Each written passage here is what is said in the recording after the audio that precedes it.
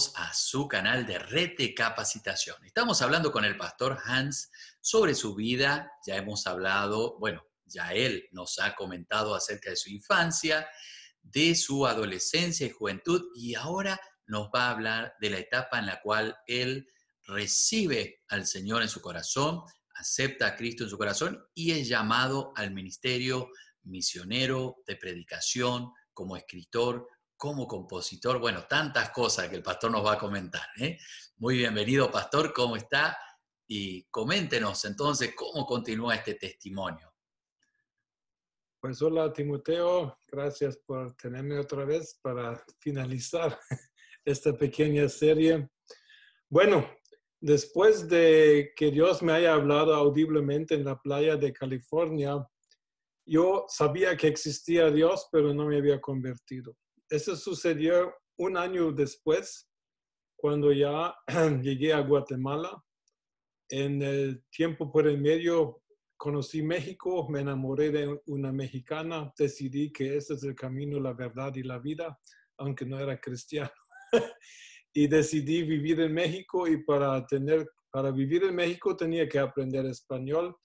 Y una de mis muchas historias con mujeres me consiguió la dirección de la mejor escuela para estudiar español para extranjeros en aquel entonces, que se encontraba en Guatemala.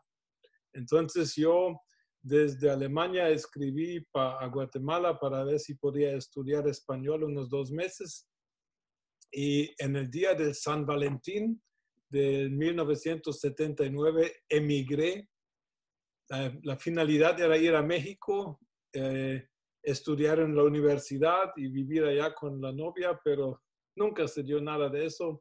Me quedé en Guatemala, me enamoré de una de mis maestras que llegó a ser mi esposa, y Teresa era ya cristiana, era una cristiana en el movimiento carismático de los católicos, y yo era todavía ateo, pero con una experiencia con Dios.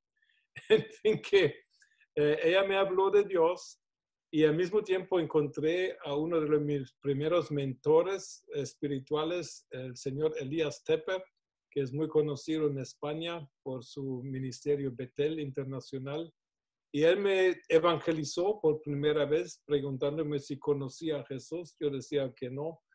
Y en fin, pero allá llegué a conocer a Jesús en el agosto del 79. Jesús entró a mi vida, yo le invité a entrar, y casi un año después del encuentro en la playa de California.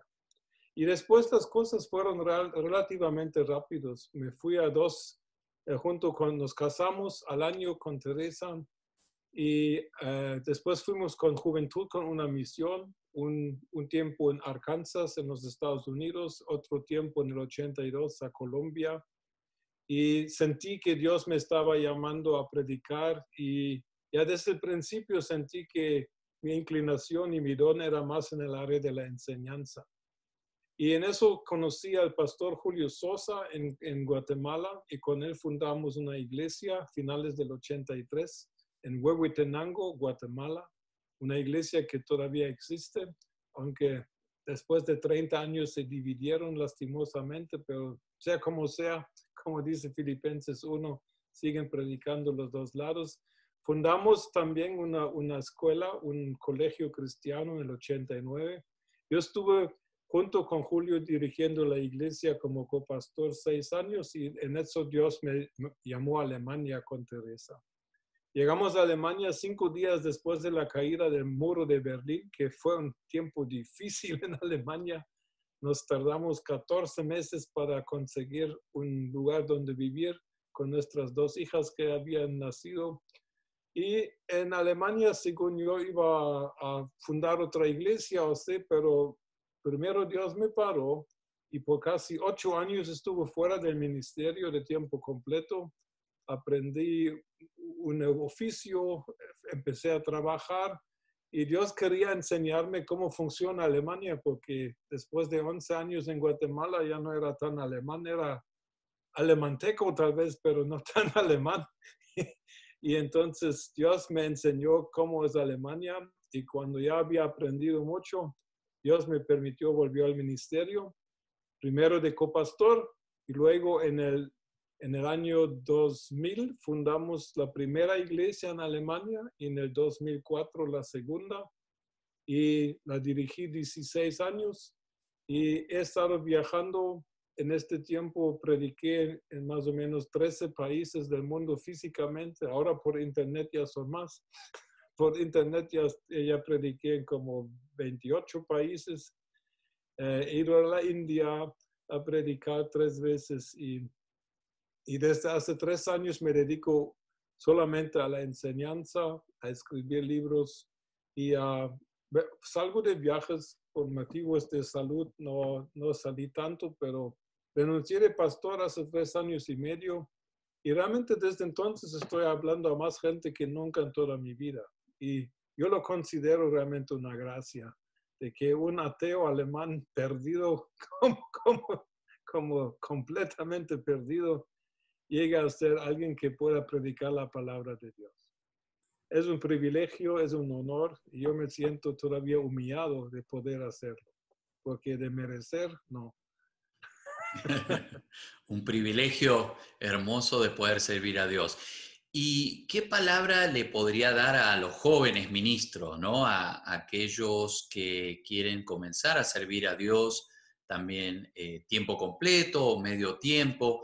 ¿Cuál sería para usted, mirando toda su trayectoria en el camino del Señor y todo lo que usted ha vivido, todas las experiencias, cuál sería el consejo, uno o dos puntos importantes que tendría que tener en cuenta alguien que desea servir al Señor en cualquier ministerio que sea, ¿no? Predicación, música, escritura? Yo pienso que se tienen que unir 2 aspectos. No siempre se puede unir simultáneamente, pero lo principal es de que haya un llamado, que Dios haya hecho un llamado directo a tu persona y que tú sepas de que Dios te está llamando. Aparte del llamado, se necesita la preparación en el área del llamado. Y las 2 cosas se tienen que unir. Y las 2 cosas no deberían ir solos. O sea que viene tiempo en el ministerio en que cuando lo único que te va a quedar es el llamado. Y todo lo demás te va a decir que estás equivocado o te equivocaste o te sientes perdido. Pero si está el llamado, puedes seguir adelante. La preparación es un asunto de diligencia. Me acaba de preguntar un hermano en Alemania y me ha pasado varias veces que me preguntan, hermano, tengo el llamado de predicar, ¿qué consejo me da? Mi primera pregunta siempre es, ¿ya leíste toda la Biblia? Ay, no, ese de leer me cuesta mucho, hija. Entonces, por favor, no te metas a predicar si no estás dispuesto a leer. Entonces allá, porque hay gente que dice que están llamados y no necesitan estudiar. Esa es una equivocación. Otros solo estudian y solo se preparan, pero no son llamados. Tampoco está bien. Entonces, por favor, que haya un llamado genuino, también comprobado por otros líderes que puedan testificar que es genuino, y luego prepárate todo lo que puedas. Y termino con un dicho de el famoso predicador Charles Spurgeon, uno de los más famosos de Inglaterra del siglo XIX, parece. Él dijo, cuando yo preparo un sermón, lo preparo como si no hubiera Espíritu Santo. Y cuando yo predico como si no me hubiera preparado. Y es esta la sabiduría de Dios. El estudio es arduo, el estudio cansa. Y es claro que el Espíritu Santo está también en eso. Pero esto es la cosa.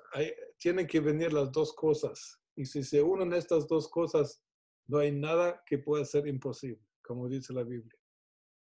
Amén, pastor. Muchísimas gracias por su consejo y realmente para nosotros es un privilegio que usted esté participando de este canal y de este programa, y realmente vamos a estar compartiendo otros temas, además del testimonio. Quisimos contar un poco para que nuestros televidentes y aquellos que nos siguen en este canal lo conocieran, el pastor Máxima. Yo sé que mucha gente ya lo conoce, mucha gente ya ha experimentado y ha leído sus libros, y vamos a estar hablando también en próximos programas acerca de los libros, el contenido y la importancia de capacitarse. Como decía el pastor, ese llamado, esa vocación que viene del Señor, que a cada uno nos ha dado diferentes dones, distintos talentos que debemos administrar, pero sobre todo estar siempre dispuestos a prepararnos para poder presentar lo mejor al Señor.